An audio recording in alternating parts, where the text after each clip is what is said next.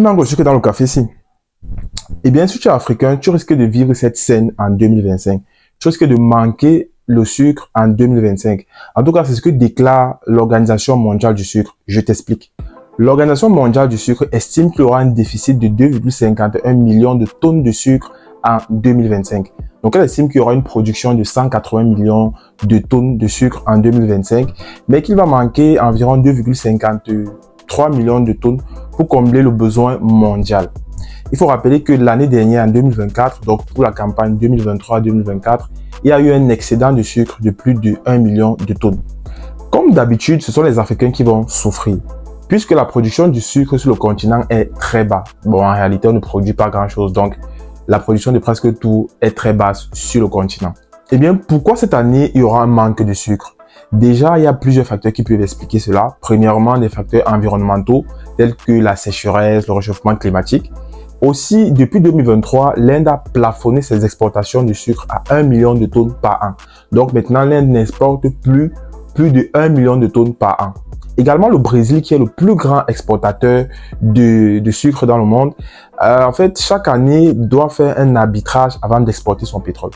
En réalité, une fois que la canne est cueillie, en fait, une fois que la canne est récoltée, les Brésiliens décident de la quantité qu'ils vont allouer à la production de canne à sucre et la quantité qu'ils vont allouer à la production d'éthanol.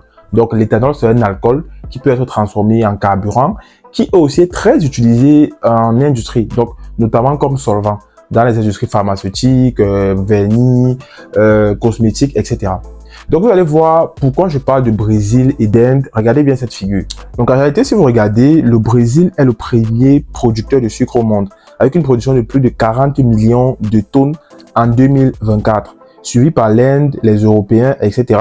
Mais ne soyez pas surpris, il n'y a pas les Africains dans ce classement, dans le top 10 en tout cas.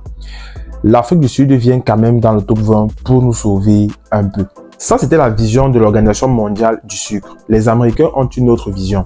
Donc, l'US Department of Agriculture a une prévision de 186 millions de production de sucre. 186 millions de tonnes. Donc, d'après les États-Unis, il n'y aura pas de pénurie de sucre en 2025. Mais pour être sûr des chiffres, il faudra attendre l'arbitrage du Brésil pour voir en fait s'il y aura effectivement une pénurie ou pas. Et bon, revenons, faisons un peu un zoom sur l'importation en milliers de dollars de certains pays africains, notamment le Cameroun, la Côte d'Ivoire et le Sénégal. On se rend compte que pour le Cameroun, la courbe en bleu, les importations ont presque pris 50%, ont évolué de 50% entre 2022 et 2023.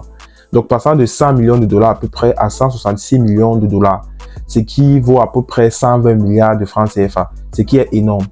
Et les États, ces différents pays en tout cas, ne font pas d'exportation. Donc, ils font que de l'importation du sucre. C'est vrai qu'en Afrique, on consomme moins de sucre que dans le monde. Parce que lorsque vous vivez en Occident, vous vous rendez bien compte qu'ils consomment énormément le sucre. Le sucre est présent quasiment partout. Lorsque vous mangez une pizza, il y a du sucre. Lorsque vous prenez une sauce vinaigrette, il y a du sucre. Lorsque vous prenez du ketchup, en fait, n'importe où, il y a beaucoup de sucre. Mais le problème, c'est que les besoins en sucre de l'Afrique évoluent pratiquement de 4% par an. Pourtant, les besoins mondiaux évoluent de 2%. Vous avez par exemple vu l'exemple avec le Cameroun, qui a vu carrément son importation évoluer de 50% entre 2022 et 2023. À titre de comparaison, la France, par exemple, est un pays qui est totalement autosuffisant en sucre. Donc, la France produit 200% de son besoin. Ça veut dire que la France exporte carrément 100% de ce qu'elle consomme. Donc, si par exemple la France a besoin de 2 tonnes de sucre, en réalité, elle en produit 4. Elle vend 2 sur le marché international et les 2 autres, elle consomme localement. C'est pour ça que je vous disais que la pénurie de sucre va principalement toucher les pays africains qui dépendent fortement des importations. Et comme s'il y a pénurie, effectivement, les prix vont augmenter sur les marchés financiers et donc, les Africains vont acheter le sucre à l'étranger beaucoup plus cher. La seule solution pour le moment dans la plupart des pays africains, c'est une subvention. Comme vous le savez, la plupart des pays africains subventionnent beaucoup de biens de première nécessité, tels que la farine et le sucre en l'occurrence.